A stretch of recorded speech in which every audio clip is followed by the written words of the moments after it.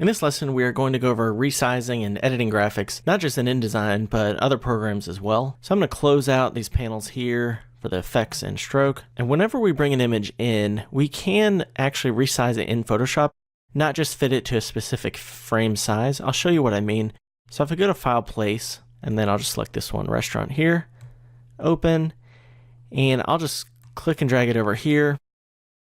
And then notice if I click and drag the corner with the selection tool, it shows that I'm cropping out part of the photo. So it's not resizing it.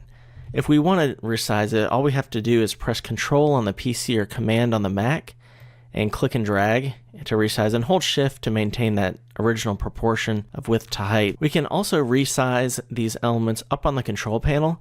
Notice up here we have X and Y. That's just the coordinates of it. So if I move it around, we can see that it moves around like so.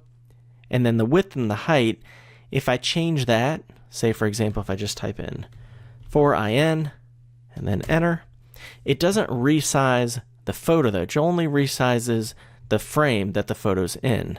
Same thing for the height. And at 100% here, if I change that, say to 200%, that does double the size there, and including the actual image. But it does reset to 100% just so you know, because from there you could type, for example, 40%, and it would reduce that. So that's a quick way to resize graphics and photos if we know a specific percentage we want to reduce it or increase it to. However, if you double click on the image here, so we have the actual image selected instead of just the image frame, now it has percentage, but that's percentage of the original image. It's only 6.36492% of the original image size. So I could go to 50% here and press enter. It won't resize the frame, but it does resize the image, and it's still only 50% of the original. So you see it's a very large file. And we could rotate it a specific degree up here as well, and that's rotating the actual image. And if I click on the image frame, we can also rotate just the image frame with the image with it. And we could also shear this image for a special effect, but that doesn't look good for this example. There are a couple more options, like you can flip horizontal, flip vertical, rotate counterclockwise and clockwise, and all around a specific axis. So if you went to reference point in the middle here, and we went back to where it says 100% and type in 200%, it does get larger, and you notice it gets larger from the middle. Whereas if we have the reference point on the left and we type in 200%, it will expand from the left-hand side there. So that's how to resize the image and the image frame, or just the image frame. If you double click on it and it says up here below 100%, then we're good.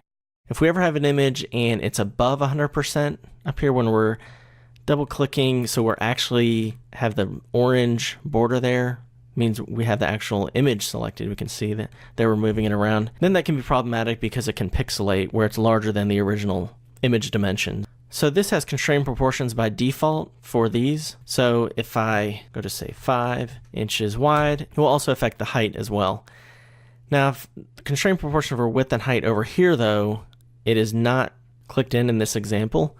So if I click that and go to say 7, it only affects the image frame for the width and not the height. So if we wanted to keep those constrained, tied together, we would click that. And then there we go. Now we can resize images from a large area down to smaller, but really we can resize them in Photoshop first, and Photoshop does a really good job of resampling images. I'll show you why. If I click on this one here from the support files and go to Window then Info, we'll see the same information here, for example, width and height, and then we also have information that's a JPEG. Actual pixels per inch is 300, so that's good for printing. But then it says effective PPI 948. That's because we reduced it down because the actual image is a lot larger. So if I click this and double click, so we're selecting the actual image, and instead of 31% or so, I just go to 100%, enter. See, now it says effective PPI 300, which is the same as its actual PPI. So to save room for the package that you send to a printer, we could actually reduce this down in Photoshop first. Not too much, but just enough where we wouldn't have to resize it a lot down in InDesign. How do we do that? Well, we can click on this, go to Edit, and then Edit Original. And it might bring up the wrong program like I have here. In Windows, it's just looking at a photo viewer.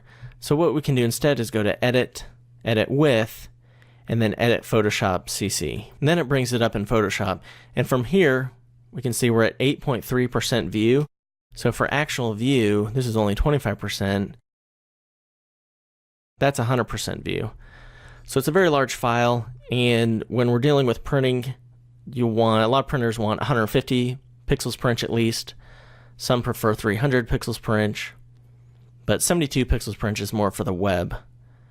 So if we go to image and then image size, and then instead of pixels, if we set that to inches, since this is a print context, and then pixels per inch, we could keep the 300, but we know we don't need to have 20 by 13 because it's not covering up the entire page. So we could reduce that down, resave it as another JPEG file, and then replace it in. So if I set this width even just at 8 inches wide, 5 inches tall, it goes from 69.1 megabytes down to 11.1 megabytes. So it saves space, and it does a good job of resampling. And then I can save as a new name. I'll save it as peoplesmaller.jpg. Back in InDesign, you can also go to Window and then Links for the Links panel. And we'll be talking about this soon in terms of fixing broken links and adjusted links. You can select an image that you want to edit. For example, drink.jpg. Click this little pencil icon that says Edit Original. It does the same thing though, where it opens it up in the photo viewer. So we would need to change that in our default settings, whether it's a Mac or a PC, that by default you open JPEG images with Photoshop instead of just a normal photo viewer.